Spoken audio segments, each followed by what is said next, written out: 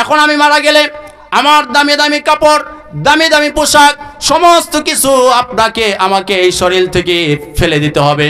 শরীর থেকে যদি বের না হয়, কেচি দিয়া কেটে, ব্লেড দিয়া কেটে আপনার আমার গেঞ্জি খুলবে। কথা বলেন ঠিক কিনা? যেই বান্দার কাছে কবরের খবর থাকবে, বান্দা আল্লাহর হুকুম নষ্ট করতে পারে না, বান্দা অন্যায় করতে পারে না, বান্দা জুলুম করতে পারে না, বান্দা মিথ্যা বলতে পারে না। কেননা বান্দার তো চিন্তা আছে, বান্দার তো ফিকির আছে, বান্দার কবরে যাওয়া লাগবে। কবরের খবর যদি বান্দার কাছে থাকে, তাহলে বান্দার দ্বারা অন্যায় অবিচার হবে? জোরে বলেন হবে? হবে না। এখন আমি মারা গেলে আমার দামি দামি কাপড়, দামি দামি পোশাক, সমস্ত কিছু আপনাকে আমাকে এই শরীর থেকে ফেলে দিতে হবে। শরীর থেকে যদি বের না হয়, কেচি দিয়া কেটে, ব্লেড দিয়া কেটে আপনার আমার গেঞ্জি খুলবে। কথা বলেন ঠিক কিনা? আপনার আমার শরীর থেকে কাপড় চোপড়গুলো যদি তারা খুলতে না পারে, তারা কেচি দিয়া, তারা আপনার আমার এই শরীরের ব্লেড দিয়া তারা জামা কাপড়গুলো খুলে খুলে রেখে দিবে। সাদা 3 টুকরা কাপড় দিয়া, সাদা 3 টুকরা কাপড় দিয়া পেঁচায়া আপনাকে আমাকে অন্ধকার কবরে বিদায় দিবে। সাদা 3 টুকরা কাপড়ে পেঁচায়া আপনাকে আমাকে অন্ধকার কবরে বিদায় দিবে। সেই কবরের জন্য প্রস্তুতি আপনার আমার দরকার আছে না নাই? সেই কবরের জন্য প্রস্তুতি নিতে হলে আপনাকে আমাকে কালেমা গ্রহণ করার সাথে সাথে নামাজ, রোজা, হজ, যাকাত, জিকির, আজকার, আল্লাহর হুকুম আর নবীর তরিকায় জীবন চালাইতে হবে কি হবে না? আল্লাহর হুকুম আর নবীজির তরিকায় আপনার আমার এই জীবনকে পরিচালনা করতে হবে। আল্লাহর হুকুম আর নবীজির আদর্শে যখন আপনি আমি এই জীবনকে চালাবো, আল্লাহ পাক রব্বুল আলামিন কবরটা আপনার আমার জন্য জান্নাতের বাগান বানায় দিবে। জোরে বলেন সুবহানাল্লাহ। কবর তো অন্ধকার ঘর, সাপ বিচ্ছুর ঘর, পোকামাকড়ের ঘর। আল্লাহর রাসূল হাদিসে বর্ণনা দেন, কবরের মধ্যে বেনামাজির জন্য 70 থেকে 99টা সাপ হা করে আছে। কবর তো এমন অন্ধকার ঘর, যেই ঘরের মধ্যে আলো বাতাস ঢুকে না। কবর তো এমন এক জায়গা, যেই কবরের মধ্যে আপনার কোনো বিছানা নাই। কবর তো এমন এক জায়গা, যেই কবরের মধ্যে আপনার জন্য আমার জন্য কোনো ফ্যান দিবে না, কোনো বাল্ব দিবে না। কবর এমন এক ভয়ঙ্কর জায়গা, যেই জায়গায় যাওয়ার পরে বান্দা যদি গুনাহগার হয়, বান্দা যদি নাফরমান হয়, 2 পাশের মাটি এমন জোরে চাপ দিবে। আল্লাহর রাসূল বলেন, এক পাজরের হাড়গুলো আরেক পাজরের ভিতরে ঢুকে যাবে। আল্লাহর রাসূল সাহাবায়ে কেরামকে এইভাবে দেখায় দিয়েছেন যে এক পাজরের হাড়গুলো আরেক পাজরের ভিতরে ঢুকে যাবে। কি বলেন, সহ্য করা যাবে? একটা দুরা সাপ যদি এখানে চলে আসে, আপনি আমি কেউ থাকবো না, পলায়ন করব। কিন্তু কবরে যদি 99টা সাপ আপনার আমার জন্য প্রস্তুত থাকে, আপনার আমার যাওয়ার কোনো রাস্তা আসেনি। জোরে বলেন, রাস্তা আসেনি?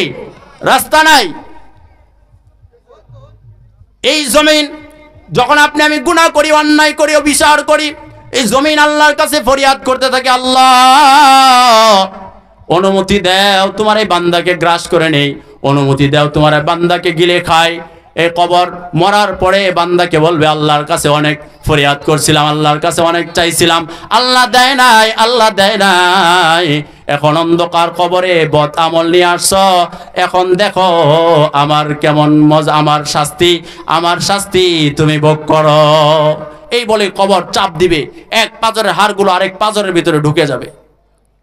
সাপ বান্দাকে পেঁচায় নিবে, বান্দার মুখ দিয়া সাপ ঢুকবে, বান্দার কান দিয়া সাপ ঢুকবে, বান্দার নাক দিয়া সাপ ঢুকবে, বান্দাকে সাপে পেঁচায় নিবে।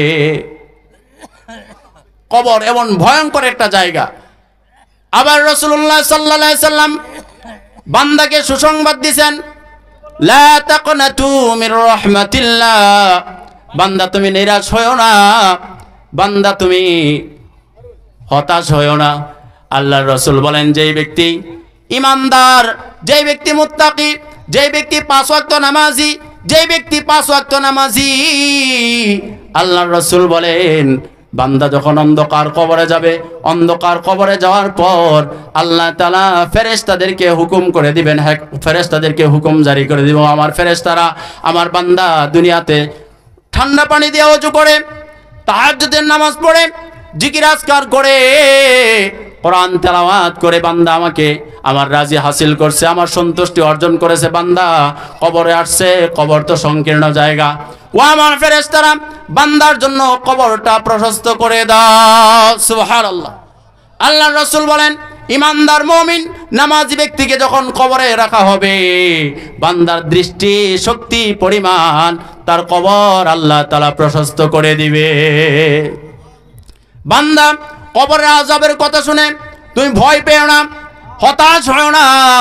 বান্দা তুমি যদি নামাজি হও, তুমি যদি রোজাদার হও, তুমি যদি মুত্তাকি হও, তুমি যদি পরহেজগার হও, বান্দা ফেরেশতাদেরকে যখন তোমাকে কবরে রাখা হবে, ফেরেশতাদেরকে হুকুম জারি করে দেওয়া হবে, ও আমার ফেরেশতারা, বান্দার অন্ধকার কবরে অক্সিজেন নাই, বান্দার অন্ধকার কবরে আলো বাতাস নাই, জান্নাত থেকে জান্নাতি হাওয়া তার কবরে প্রবেশ করায়া দাও। জোরে বলেন সুবহানাল্লাহ। শুধু তাই না, দুনিয়ার মানুষগুলো থাকে কবরের মধ্যে, ঠান্ডা মাটির মধ্যে রেখে গেছে তারা দামি দামি কম্বলে। দুনিয়ার মানুষগুলো দামি দামি কম্বলে পেঁচায়া থাকে, দামি দামি কম্বল মুড়ি দিয়া থাকে, লেপের মধ্যে, তুষকের মধ্যে, জাজিমের মধ্যে থাকে। আমার এই ইমানদার বান্দাকে তারা ঠান্ডা মাটির মধ্যে রেখে গেছে। ও আমার ফেরেশতারা, জান্নাত থেকে জান্নাতি বিছানা আমার বান্দার জন্য করে দাও। বান্দার জন্য জান্নাত থেকে জান্নাতি বিছানা বিছায়া দাও। দুনিয়ার মানুষগুলো সাদা 3 টুকরা কাপড়ে পেঁচায়া অন্ধকার কবরে রেখে গেল। আমার বান্দা বড় পরহেজগার ছিল, বান্দা বড় মুত্তাকি ছিল, আমার বান্দার জন্য জান্নাত থেকে জান্নাতি পোশাক বান্দাকে পরায়া দাও। সুবহানাল্লাহ। সম্মানিত হাজিরিন, আল্লাহর নবী বিশ্ব নবী সাল্লাল্লাহু আলাইহি সাল্লাম এই কথাই আপনাকে আমাকে জানায়া দিয়েছেন 1500 বছর আগে। ওয়া ইউহিব্বুনাল কুসুরা ওয়া ইয়াসাউনাল মাকবারা। দুনিয়ার মানুষ দালান, বিল্ডিং, অট্টালিকা এগুলোকে মহাব্বত করবে। ওয়া ইয়াসাউনাল মাকবারা, 3.5 হাত কবরের কথা বান্দা বলে যাবে, 3.5 হাত কবরের কথা বান্দা স্মরণ করবে না। অথচ বান্দা যদি 3.5 হাত কবরের চিন্তা করে, 3.5 হাত কবরের ফিকির করে, বান্দার দ্বারা নামাজ পড়া সহজ, বান্দার দ্বারা কোরআন তেলাওয়াত করা সহজ, বান্দার দ্বারা জিকির আজকার করা সহজ, বান্দার দ্বারা আল্লাহ তাআলা জান্নাত কামাই করা বান্দার জন্য সহজ। কথা বলেন ঠিক কিনা? আর যদি বান্দার ভিতরে দিলের মধ্যে ভয় না থাকে, বান্দার দিলের মধ্যে যদি ভয় না থাকে, তাহলে বান্দা গুনাহ করবে, অন্যায় করবে, অবিচার করবে, জুলুম করবে। বান্দার দিলের মধ্যে ভয় নাই, বান্দার ফিরে আসারও সম্ভাবনা নাই। আল্লাহ তাআলা কোরআনুল কারীমে বলেন, ইয়া আইয়ুহাল্লাযীনা আমানুত্তাকুল্লাহ হাক্কা তুকাতিহি ওয়া লা তামুতুন্না ইল্লা ওয়া আনতুম মুসলিমুন। ইয়া আইয়ুহাল্লাযীনা আমানুত্তাকুল্লাহ, হে দুনিয়ার ইমানদারেরা, আল্লাহকে ভয় করো। হে দুনিয়ার ইমানদারেরা, আল্লাহকে ভয় করো।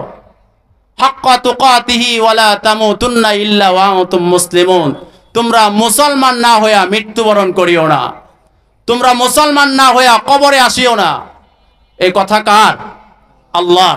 আল্লাহর কথা। আল্লাহ বলেন, হে দুনিয়ার ইমানদারেরা, আল্লাহকে ভয় করো।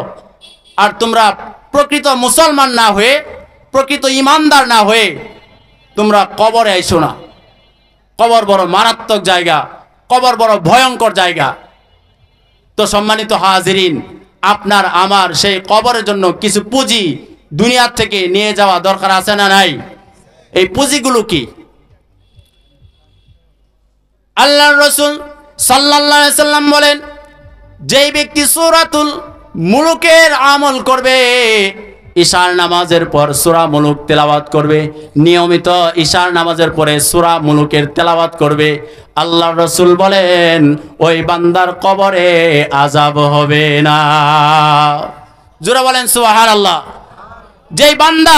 যেই বান্দি সূরা মুলুক, তাবারাকাল্লাযী বিয়াদিহিল মুলক, এই সূরা যে ব্যক্তি এই সূরার উপরে আমল করবে, তার কবরে কোনো আযাব হবে না। সুবহানাল্লাহ বলেন।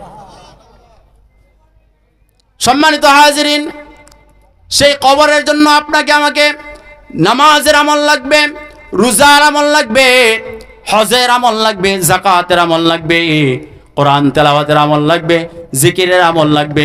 এই আমলগুলো নিয়ে আপনি আমি যদি কবরে যাইতে পারি, আল্লাহ পাক রব্বুল আলামিনের ঘোষণা, বান্দাকে কবরের আযাব আল্লাহ তাআলা বান্দাকে মাফ করে দিবে।